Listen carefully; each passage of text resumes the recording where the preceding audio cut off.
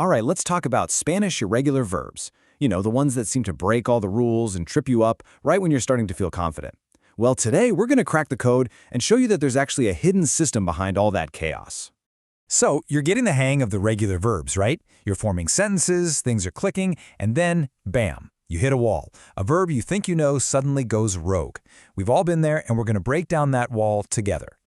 These guys are the irregulars, the rebels of the Spanish language. They just don't follow those nice, neat conjugation patterns.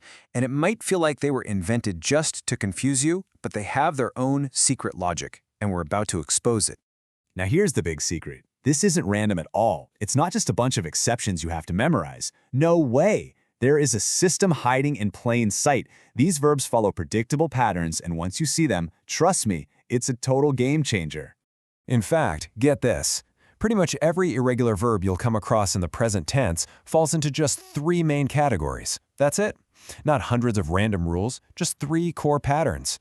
Suddenly feels a lot more manageable, doesn't it? So here's our game plan. First, we're going to dive into stem-changing verbs.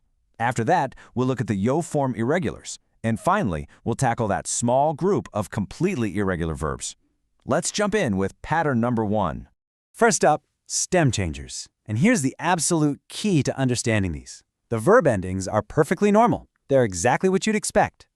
The only weird thing happens in the stem, the main part of the verb, where one little vowel swaps out for another. And there are only 3 kinds of swaps you need to know. An E can stretch out into an IE, so pensar becomes pienso. An O can break into a UE, so poder becomes puedo.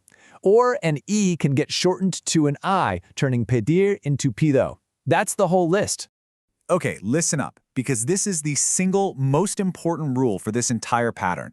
The we and you all forms, that's nosotros and vosotros, they never change. They stay completely regular. If you can burn this into your brain, you'll avoid the #1 mistake people make with these verbs. All right, our second pattern is, believe it or not, even simpler. We call them the yo form irregulars. And the name says it all. The only part that's irregular is the yo, or I form. Every other conjugation is totally normal. And you've definitely seen these before. Hacer becomes hago.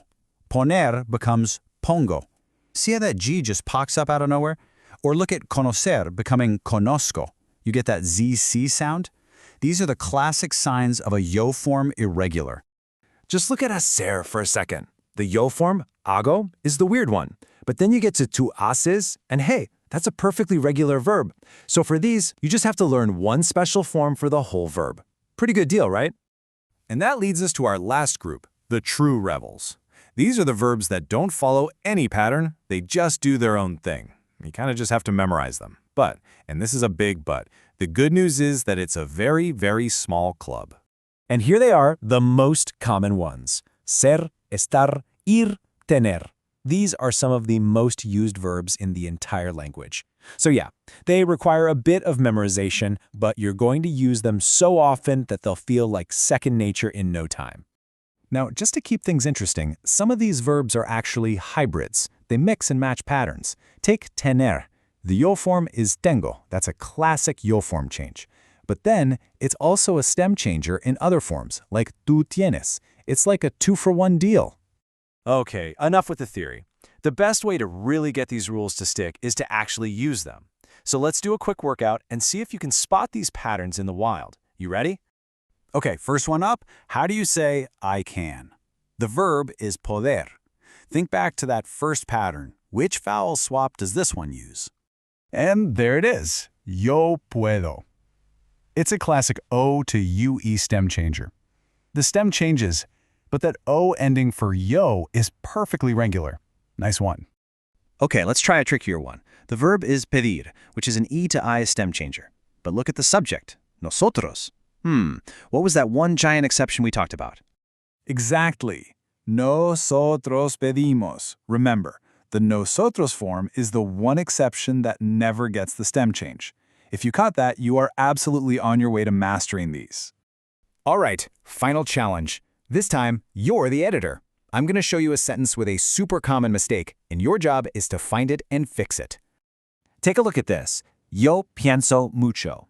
See the problem? The verb is pensar, And we know that's an E to IE stem changer. So the correct form has to be yo pienso mucho. Great job spotting that. So we've cracked the code. We've seen the patterns behind the so-called chaos. But knowing the rules is only half the battle. The real goal is to use these verbs without even having to think about it. Because remember this, fluency doesn't come from staring at conjugation charts. It comes from speaking. These patterns are just your tools. Now it's time to take those tools and actually start building something, building conversations. And that's the real power here. You now have the keys to unlock thousands of new sentences. You can say puedo, you can say pienso, you can say tengo. So the only question left is, what are you going to say first?